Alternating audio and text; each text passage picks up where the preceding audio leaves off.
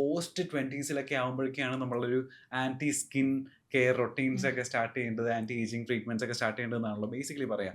ഒരു 30കളിലേക്ക് അടുക്കുന്ന സമയത്തെ നമ്മൾ എന്തൊക്കെ കാര്യങ്ങൾ ശ്രദ്ധിച്ചു തുടങ്ങണം, എന്തൊക്കെ ട്രീറ്റ്മെന്റ്സ് നമ്മൾ ചെയ്ത് നിർബന്ധമായിട്ടും ശ്രദ്ധിച്ചു തുടങ്ങണം എന്നാണ് പറയാ? 30ന് മുന്നേ ഒരു 25 വയസ്സിൽ ശരിക്കും നമ്മൾ ഏജിങ് തുടങ്ങും. 25 ഇയേഴ്സിലാണ് നമ്മൾ ഏറ്റവും ഭംഗിയായിരിക്കുന്ന പ്രായം ഏതാണെന്ന് വെച്ചാൽ 25 വയസ്സ്.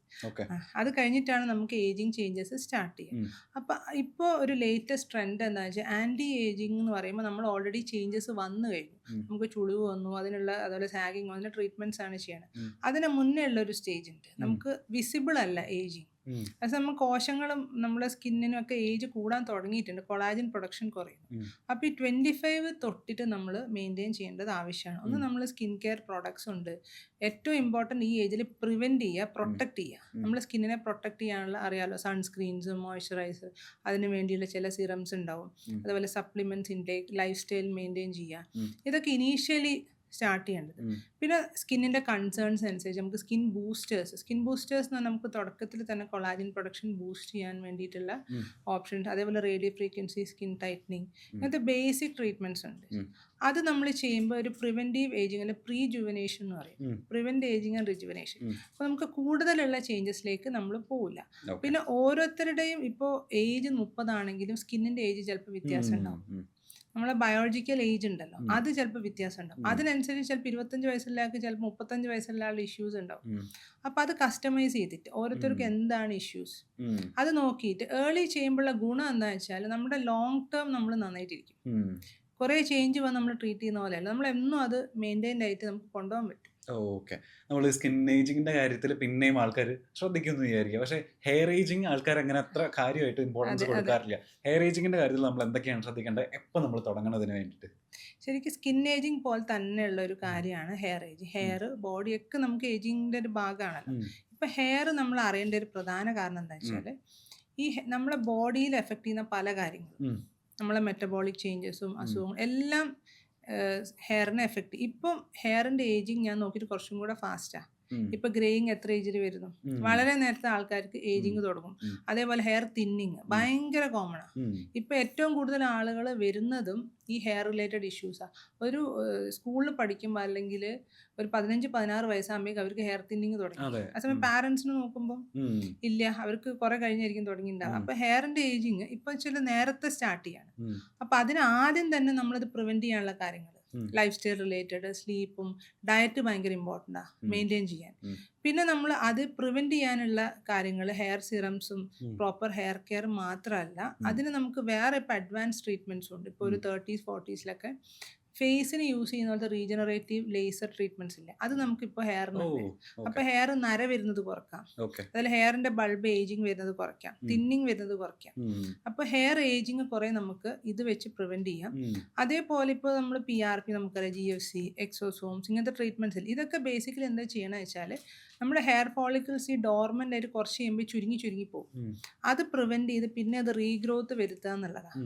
അപ്പോൾ എൻ്റെ പല ക്ലയൻസും ഉണ്ട് വളരെ മെയിൻറ്റെയിൻ ആയിട്ട്, അവരിങ്ങനെ ഹെയർ ഭയങ്കരമായിട്ട് ശ്രദ്ധിക്കും. അവരുടെ ഹെയർ നല്ല മെയിൻറ്റെയിൻ, അവർക്ക് ചിലപ്പോൾ ഗ്രേയിങ്ങും കുറവാണ്, തിന്നിങ് വരുന്നതും കുറവാണ്. പക്ഷെ പലരും എന്ന് വെച്ചാൽ നല്ല തിന്നിങ് ആയിട്ടായിരിക്കും വരിക. അപ്പോൾ ഓൾറെഡി കുറേ ഫോളിക്കിൾസ് പോയിട്ടുണ്ടോ അവർക്ക്. അങ്ങനത്തെ ഒരു സ്റ്റേജിലേക്ക് വരുമ്പോൾ ഒക്കെ പിന്നെ നമുക്ക് ട്രാൻസ്പ്ലാന്റേഷൻ അങ്ങനത്തെ ഓപ്ഷനിലേക്ക് പോകേണ്ടി വരും. ഓക്കെ. ഇതിപ്പോൾ ഡെലിവറി കഴിഞ്ഞ സ്ത്രീകൾ എപ്പോഴും ഫേസ് ചെയ്യുന്നൊരു കാര്യമായിരിക്കും. അപ്പോൾ ഡെലിവറിക്ക് ശേഷം അവർക്ക് സ്ട്രെച്ച് മാർക്സ് വരിക, അവരുടെ ബോഡിക്ക് ഒരു ഷേപ്പ് ഔട്ട് ആവുക, അവരുടെ ബോഡി മാത്രമല്ല അവർക്ക് ഓവർ വെയിറ്റ് ആവുക എന്നൊക്കെ. ഇത്തരം കൺസേൺസ് ഉള്ള ലേഡീസെ അവരുടെ പോസ്റ്റ് പ്രഗ്നൻസിക്ക് ശേഷം എന്തൊക്കെ ട്രീറ്റ്മെന്റ്സ് അവർക്ക് ഡിപ്പെൻഡ് ചെയ്യാൻ പറ്റും വിശ്വസിച്ചിട്ട്? ഈ പോസ്റ്റ് പ്രഗ്നൻസി നമുക്കറിയാം, നമുക്ക് വളരെയധികം ഒരു ലേഡിക്ക് ഒരു സ്ട്രെസ്ഫുൾ പീരീഡാണ്. കാരണം അവരുടെ അപ്പിയറൻസ് കംപ്ലീറ്റ് ആയിട്ട് മാറുകയാണ്. അപ്പം അതിൽ ഏറ്റവും കൂടുതൽ നമുക്കറിയാം ചേഞ്ചസ് വരുന്ന ബെല്ലിയിലാണ്. അപ്പം അത് സ്കിന്നിൽ ചേഞ്ച് വരും, സ്കിന്ന് തൂങ്ങി വരും, സ്ട്രെച്ച് മാർക്സ് വരും, മസിൽസ് വീക്കാവും. അപ്പം പലർക്കും ആ സെൻറ്റർ വിട്ടു പോകാനും സാധ്യതയുണ്ട്. മസിൽസ് വീക്കാവുകയും ചെയ്യും, ഫാറ്റ് അടിഞ്ഞു വരും അടിവയറിൽ. അപ്പം പലരും വിചാരിക്കും ഇത് എക്സസൈസ് ചെയ്താൽ പോവും, അവർ എക്സസൈസ് ചെയ്ത് നോക്കും, അപ്പോൾ ബോഡി മെലിയുന്നല്ലാണ്ട് വയറിന് ചിലപ്പം ചേഞ്ചസ് വരില്ല. അപ്പം അതിന് മുന്നേ ഒക്കെയുള്ള ഓപ്ഷൻസ് നമുക്ക് സർജിക്കൽ ട്രീറ്റ്മെന്റ്, അത് വയറിങ്ങനെ തൂങ്ങിപ്പോയ വയറാണെങ്കിൽ അവരത് കട്ട് ചെയ്ത് അബ്ഡോമിനോപ്ലാസ്റ്റി എന്ന് പറയും, മമ്മി മേക്ക് ഓവർ എന്നൊക്കെ പറഞ്ഞുള്ള ഓപ്ഷൻ. ഇപ്പം അതിന് പകരം non invasive treatments, non surgical treatments, അത് മമ്മി ബ്ലൂം പ്രോട്ടോക്കോൾ എന്നൊക്കെ പറഞ്ഞ ഒരു പേറ്റൻറ്റഡ് ഉം. പ്രോട്ടോക്കോൾ ഉണ്ട്. അതിലെന്താ വെച്ചാൽ മെഷീൻസ് വെച്ച് നമ്മൾ ഈ 3 ലെയർ ടാർഗറ്റ് ചെയ്യും. ഉം. സ്കിൻ ടൈറ്റൻ ചെയ്യും, മസിൽസിൻ്റെ ആ ഒരു ഡൈവാരിക്കേഷൻ എന്ന് പറയും, മസിലിൻ്റെ സ്ട്രെങ്ത് കുറഞ്ഞ് വിട്ടു പോകുന്ന അത് കറക്റ്റ് ചെയ്യുക. അതുപോലെ എക്സസ് ഫാറ്റ് ഇല്ലേ, ഉം. അതിന് നമ്മൾ ക്രയോലെപ്പോളിസിൻ്റെ ഒരു 360 ഡിഗ്രി കോണ്ടോറിംഗ് എന്ന് പറഞ്ഞിട്ടുള്ളൊരു ടെക്നോളജി ഉണ്ട്. ഉം. അതാണ് യൂസ് ചെയ്യുക. അപ്പോൾ എക്സസ് ബെല്ലി ഫാറ്റ് കുറയ്ക്കുന്നു, ഉം. മസിൽസ് ടോൺ ചെയ്യുന്നു, സ്കിൻ ടൈറ്റൻ ചെയ്യുന്നു. ഉം. അപ്പോൾ ഒരു പ്രീ ബേബി ബോഡി അതിലേക്ക് തിരിച്ചു പോവാന്നുള്ളതാണ്. ഓ. അപ്പോൾ സർജറി ഇല്ല, ഡൗൺ ടൈം ഇല്ല. അതാണ് ഇതിൻ്റെ ഏറ്റവും വലിയ അഡ്വാൻറ്റേജ്. അവർക്ക് ഉം. ലീവ് എടുക്കേണ്ട ആവശ്യമില്ല, ഉം. റെസ്റ്റിൻ്റെ ആവശ്യമില്ല. ഉം. പിന്നെ നമ്മളെ ശരീരം നമുക്ക് സ്കാർ ഒന്നും ഇല്ലാതെ ഉം. നമുക്ക് പഴയ ഒരു രൂപത്തിലേക്ക് ഉം. തിരിച്ചു കൊണ്ടുപോകാന്നുള്ളതാണ്. ഓക്കെ. ഇപ്പം അതിൻ്റെ കൂടെ ഒരു കൂൾ വേവ് എന്ന് പറഞ്ഞ ലേറ്റസ്റ്റ് ഒരു ട്രീറ്റ്മെൻറ്റ് ഉണ്ട്. അത് നമുക്കിപ്പോൾ ഏറ്റവും അഡ്വാൻസ് ആയിട്ട് ഒരേ സമയം നമുക്ക് സ്കിൻ ടൈറ്റനും ചെയ്യാം, ഫാറ്റും കുറയ്ക്കാം. ഓ.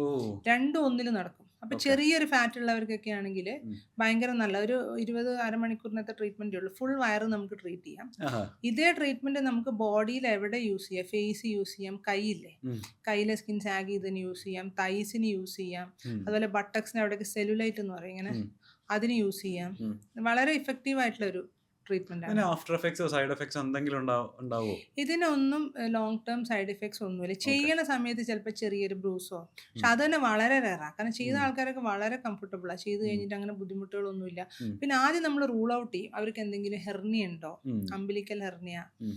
അങ്ങനത്തെ കേസസ് ഉണ്ടെങ്കിൽ അങ്ങനത്തെ പേഷ്യൻസിന് നമ്മൾ ചെയ്യില്ല. ആദ്യം Okay. ഹെർണിയ കറക്റ്റ് ചെയ്യണം. ഉം. പക്ഷെ നോർമലി ഇത് ചെയ്യുമ്പോൾ ആർക്കും ലോങ് ടേം സൈഡ് എഫക്ട്സ് ഇല്ല. ഉം. ഓ. കാരണം അത് ഈ ഗ്രാജുവലി നമ്മൾ ഇമ്പ്രൂവ് ആക്കി കൊണ്ടുവരിക ചെയ്യണം. ഉം. അതിൻ്റെ കൂടെ തന്നെ പാരലലി അവരെ മെറ്റബോളിസം ഉം. കറക്റ്റ് ചെയ്യുക, ഉം. ബോഡിനെ ഒരു ഫാറ്റ് ബേണിംഗ് സ്റ്റേറ്റിലേക്ക് കൊണ്ടുവരിക. ഓക്കെ. അപ്പോൾ അവർക്ക് ലോങ് ടേമിൽ റിസൾട്ട്സ് മെയിൻറ്റെയിൻ ചെയ്യാനും പറ്റും. ഓക്കെ. ഇതിപ്പോൾ 2026 നമ്മളിപ്പോൾ സംസാരിക്കുന്നത്. ഇപ്പോൾ ഡോക്ടറിൻ്റെ അടുത്തേക്ക് വരുന്ന ആൾക്കാരെ ഏറ്റവും കൂടുതൽ ഡിമാൻഡ് ചെയ്യുന്ന, ഇപ്പോൾ ട്രെൻഡായിട്ട് പോയിക്കൊണ്ടിരിക്കുന്ന ട്രീറ്റ്മെൻറ്റ്സ് ഏതൊക്കെയാണ്? ഇപ്പോൾ ഏറ്റവും ട്രെൻഡിങ് ആയിട്ടുള്ള ഒന്ന് സ്കിന്നിൻ്റെ ഒരു ക്വാളിറ്റി മെയിൻറ്റെയിൻ ചെയ്യാനുള്ള ട്രീറ്റ്മെൻറ്റ്സ്. അതിൽ ഏറ്റവും കോമൺ ആയിട്ടുള്ള നമുക്ക് സ്കിൻ ബൂസ്റ്റേഴ്സ് ഉണ്ട്, ഉം. റീജനറേറ്റീവ് ലേസേഴ്സ് ഉണ്ട്. ഈ സ്കിൻ ബൂസ്റ്റേഴ്സ് എന്ന് പറയുമ്പോൾ hyaluronic acid, peptides, amino acids, PDRN ഇങ്ങനത്തെ കണ്ടന്റ് ഉള്ള മെഡിസിൻസ് ആണ്. ഉം. അപ്പോൾ അത് നമ്മൾ ചെറിയ ഇഞ്ചെക്ഷൻസ് ആയിട്ട് ഉം. നമുക്ക് സ്കിന്നിൽ ഡെലിവർ ചെയ്യുമ്പം ആ കൊളാജൻ പ്രൊഡക്ഷൻ കൂടും, സ്കിന്നിൻ്റെ ഹൈഡ്രേഷൻ കൂടും, സ്കിൻ ക്വാളിറ്റി ഇമ്പ്രൂവ് ആവും. ഉം. ഇത് നമുക്ക് മെഡി ഫേഷ്യൽസ് ആയിട്ടും ചെയ്യാം. ഇപ്പം ഞാൻ ഇഞ്ചെക്ഷൻസ് പറഞ്ഞല്ലോ, ഉം. അതേപോലെ ഇഞ്ചെക്ഷൻ ഇല്ലാണ്ടും നമുക്ക് ഈ ഹൈലറോണിക് ആസിഡ് ഒക്കെ ഡെലിവർ ചെയ്യാനുള്ള ടെക്നോളജി ഉണ്ട്. ഉം. അതൊരു ജെറ്റ് പീൽ എന്ന് പറഞ്ഞൊരു മെഷീനൊക്കെ. അതിലെങ്ങനെയാണെന്ന് വെച്ചാൽ ഡയറക്റ്റ്ലി ഇത് ഡെലിവർ ചെയ്യും ഓ. സ്കിന്നിൻ്റെ ഉള്ളിലേക്ക്. ഉം. അപ്പോൾ ഇഞ്ചെക്ഷൻ പേടിയുള്ളവർക്ക് ഉം. ഇങ്ങനത്തെ ട്രീറ്റ്മെൻറ്റ്സും യൂസ് ചെയ്യാം. ഉം. പിന്നെ കോമൺ ആയിട്ടുള്ള ഒന്ന് അണ്ടർ ഐ ഡാർക്ക് സർക്കിൾ. ഉം. ഇത് വളരെ കോമൺ ആണ്. ഇപ്പം എല്ലാവരും ഉം. ലേറ്റ് നൈറ്റ് ആണ് ഉം. വർക്ക് ഉണ്ട്. അപ്പോൾ അണ്ടർ ഐയിൽ കുഴി വരിക. ഉം. അപ്പോൾ അതിന് നമുക്ക് ഏറ്റവും ബേസിക് പലതരം റീസൺസ് കൊണ്ട് നമുക്ക് വരാം. ഉം. അപ്പോൾ പിഗ്മെൻറ്റേഷൻ കൊണ്ടുള്ളതാണെങ്കിൽ നമുക്ക് അതിന് അണ്ടർ ഐ പീൽസ് യൂസ് ചെയ്യാം. അധികം പേർക്ക് കണ്ണിൽ കുഴി വരും, സ്ട്രക്ചറൽ ചേഞ്ച്. അപ്പോൾ അതിന് നമുക്ക് ഡെർമൽ ഫില്ലേഴ്സ്, ഉം. PRF ഇതൊക്കെ വെച്ച് ഡാർക്ക് സർക്കിൾസ് കറക്റ്റ് ചെയ്യാം. ഓക്കെ. പിന്നെ കോമൺ ആയിട്ടുള്ള ഒന്ന് ലിപ്പിൻ്റെ പിഗ്മെൻറ്റേഷൻ. ഉം. അതിപ്പോൾ വളരെ കോമൺ, മെയിൽസും ഫീമെയിൽസും പലരും സ്മോക്ക് ചെയ്യുന്നുണ്ടോ എന്ന് ചോദിച്ചു എന്നൊക്കെ വിഷമിച്ചിട്ടാണ് വരിക. ഉം. ലിപ്പിൻ്റെ പിഗ്മെൻറ്റേഷൻ, ലിപ്പിൻ്റെ സൈസ്, അതിൻ്റെ ഷേപ്പ് ബെറ്റർ ആക്കുക, ഉം. അത് വളരെ കോമൺ ആക്കുക. അപ്പോൾ അതിന് നമുക്ക് ലേസർ വെച്ചിട്ട് ലേസേഴ്സ് ഉണ്ട്. പിന്നെ അതിന് ലിപ്പിന് വേണ്ടിയിട്ടുള്ള ബൂസ്റ്റേഴ്സ് ഉണ്ട്. ഓ. അത് ചെയ്യുമ്പോൾ നമുക്ക് ഇതേപോലെ ലിപ്പ് ഒരു പിങ്ക് ഷെയ്ഡിലേക്ക് കൊണ്ടുവരാം. ഉം. പിന്നെ ഫില്ലേഴ്സ് വെച്ച് നമുക്ക് അതിൻ്റെ ഷേപ്പൊക്കെ നമുക്ക് എങ്ങനെയാണ് ഡിഫൈൻ ചെയ്യാം. ഉം. അതേപോലെ ഒരു ബയോ റീമോഡലർ ട്രീറ്റ്മെൻറ്റ് ഉണ്ട്. അത് നമുക്ക് സ്പെസിഫിക് പോയിന്റിൽ മാത്രം ലിപ്പിൽ ചെയ്യുമ്പോൾ ആ നാച്ചുറൽ ഷേപ്പില്ലേ, ഉം. അത് കുറച്ചും കൂടെ ഒന്ന് എൻഹാൻസ് ആയിട്ട് കിട്ടും. ഓക്കെ. പിന്നെ ട്രെൻഡിങ് ആയിട്ടുള്ളത് ഫേസിൻ്റെ ഷേപ്പ് സ്ട്രക്ചർ, ഉം. അതായത് സ്കൾപ്റ്റ് ചെയ്യുക. ഉം. ചിലർക്ക് ചീക്ക് എൻഹാൻസ് ചെയ്യണം, ഉം. ചിൻ എൻഹാൻസ് ചെയ്യണം, ഉം. കുറച്ച് സ്ലിം ഡൗൺ ചെയ്യണം. ഉം. അപ്പം ഇതിൻ്റെയൊക്കെ ഗുണം വെച്ചാൽ ഓഫീസ് പ്രൊസീജിയർ പോലെയാണ്. ഉം. അവർ റെസ്റ്റ് എടുക്കേണ്ടൊന്നും ആവശ്യമില്ല, ആവശ്യമില്ല. വന്ന് ചെയ്ത് കഴിയുമ്പോൾ തന്നെ ആളെ ഫേസ് മാറും. ഉം. ആ രീതിയിൽ നമുക്ക് ചെയ്യാൻ ഉം. പറ്റും. പിന്നെ ഞാൻ പറഞ്ഞ ഹെയർ ട്രീറ്റ്മെൻറ്റ്സ്, ഉം. ഇപ്പോൾ ഹെയർ ലോസ് ഭയങ്കര കോമൺ ആണ്. ഉം. അപ്പം അതിൻ്റെ ട്രീറ്റ്മെൻറ്റ്സ് നമുക്കിപ്പം വളരെ കോമൺ ആയിട്ട് GFC, PRP, PRF, ഉം. എക്സോസോംസ്, അതുമൊക്കെ വളരെ കോമൺ ആയിട്ട് ആൾക്കാർ ചെയ്യുന്ന പ്രൊസീജിയേഴ്സ്. ഡോക്ടർ, നമ്മുടെ നാട്ടിലെ ഒരുപാട് സ്കിൻ ക്ലിനിക്സ് ഉണ്ട് അല്ലേ?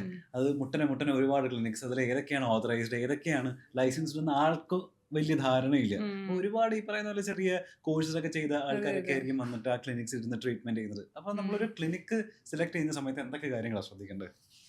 ഇപ്പം നമുക്കറിയാം സ്കിൻ ട്രീറ്റ്മെൻറ്റിൻ്റെ ഒരു പോപ്പുലാരിറ്റി കൂടി വരികയാണല്ലോ. ഉം. അപ്പം അതേപോലെ ക്ലിനിക്ക് ഇങ്ങനെ പെരുകിക്കൊണ്ടിരിക്കുക. ഉം. അപ്പം ഇതിൽ പലർക്കും നമുക്കൊരു സർട്ടിഫൈഡ് ഡെർമറ്റോളജിസ്റ്റ് ഒന്നും ഇല്ല ഉം. ഈ ക്ലിനിക്കിൽ. കാരണം ഒരു ഗവൺമെൻറ്റിൻ്റെ ലോസ് അനുസരിച്ച് സ്കിൻ ഡിസീസസ് അല്ല സ്കിൻ ട്രീറ്റ്മെൻറ്റ്സ് ചെയ്യേണ്ട ആരൊക്കെയാണെന്നുള്ളൊരു ക്രൈറ്റീരിയ ഉണ്ട്. ഉം. അപ്പം അതിൽ ഒരിക്കലും അവർ അപ്രൂവ്ഡ് അല്ലാത്ത ഡിഗ്രീസ് ഇപ്പോൾ 2 ആഴ്ചത്തെ കോഴ്സ് അങ്ങനത്തെ ഒരു 2 മാസത്തെ കോഴ്സ് ചെയ്ത ആൾക്കാരൊക്കെ ഉണ്ട്. ഉം. അതൊന്നും ഗവൺമെൻറ് ഇതിൽ ഇപ്പോൾ ലേസർ പോലത്തെ ട്രീറ്റ്മെൻറ്റ്സിന് അവർ അപ്രൂവ്ഡ് അല്ല ചെയ്യാൻ. പക്ഷേ ഈ പോകുന്ന ആരും ഫസ്റ്റ് എന്താ നോക്കണമെന്ന് വെച്ചാൽ പലരും കോസ്റ്റ് മാത്രം നോക്കിയിട്ടായിരിക്കും എത്ര പൈസയ്ക്ക് എനിക്ക് ട്രീറ്റ്മെൻറ്റ് ചെയ്യാം. നമ്മൾ അറിയേണ്ട ഈ ഒരു ട്രീറ്റ്മെൻറ്റ് ഇപ്പോൾ ഒരു PRP ആണ്, ഇപ്പോൾ അതിൻ്റെ ക്വാളിറ്റി ഭയങ്കര ഡിഫറൻസ് ഉണ്ടാവും. നമ്മൾ അതിൽ യൂസ് ചെയ്യുന്ന ട്യൂബ് എങ്ങനത്തതാണ്, ഇമ്പോർട്ടഡ് ആണ്, അതിൽ യൂസ് ചെയ്യുന്ന കെമിക്കൽ എങ്ങനെയാണ്, ഇതനുസരിച്ചൊക്കെ അതിൻ്റെ കോസ്റ്റ് ഡിഫർ ചെയ്യും. നമുക്കറിയാലോ, നമ്മളൊരു ചായ കുടിക്കാൻ നമുക്ക് പല രീതിയിൽ നമുക്ക് കഴിക്കാം. അതേപോലെ അതിൻ്റെ ഇത് നമ്മളെ ബ്ലഡ് എടുത്ത് കുത്തി വെക്കുന്ന ഒരു സാധനമാണ്. അപ്പം അത്രയും നമ്മൾ കെയർഫുൾ ആയിരിക്കണം. അത് സ്റ്റെറൈലായിട്ടാണ് അത് ഉണ്ടാക്കുന്നത്, അതിൻ്റെ നീഡിൽസ് എങ്ങനെയാണ്. അതേപോലെ മെഷീൻസ് യൂസ് ചെയ്യുന്ന ലേസർ മെഷീൻസ് നല്ല കമ്പനീൻ്റെ മെഷീൻസ് ആണോ, അല്ലെങ്കിൽ നമുക്ക് ഈ കോസ്റ്റ് കുറയുന്ന നമ്മൾ വലിയൊരു പ്രൈസ് പിന്നെ കൊടുക്കേണ്ടി വരും. അപ്പോൾ ബേസിക് ആയിട്ട് നമുക്ക് അതിനെപ്പറ്റി ഒരു നോളേജ് ഉണ്ടാവണം. പിന്നെ നമുക്ക് ആവശ്യമുള്ള കാര്യങ്ങൾ മാത്രം ചെയ്താൽ മതി. ഇത് ആഡ് കണ്ട് എന്നാൽ പിന്നെ എനിക്കിത് പോയി ചെയ്തേക്കാം, അത് നമുക്ക് ആവശ്യമുള്ള നമുക്ക് അറിയില്ലല്ലോ. അപ്പോൾ എന്ത് കാര്യം ഇപ്പോൾ നിങ്ങൾക്ക് ഒരു പിഗ്മെൻറ്റേഷൻ വന്നു, എന്താണ് അതിന് കാരണം, ഇത് ട്രീറ്റ് ചെയ്യേണ്ടതാണോ, അത് മെഡിക്കൽ ട്രീറ്റ്മെൻറ്റ് ആണോ വേണ്ടത്, ലേസർ ആണോ യൂസ് ചെയ്യേണ്ടത്, ഇതൊക്കെ ആദ്യം അറിഞ്ഞിരിക്കണം. അല്ലാതെ ജസ്റ്റ് പരസ്യം കണ്ടു ലേസർ ചെയ്യുക അങ്ങനെ പല കോംപ്ലിക്കേഷൻസ് വന്ന ആൾക്കാരെ നമ്മൾ ട്രീറ്റ് ചെയ്യാറുണ്ട്.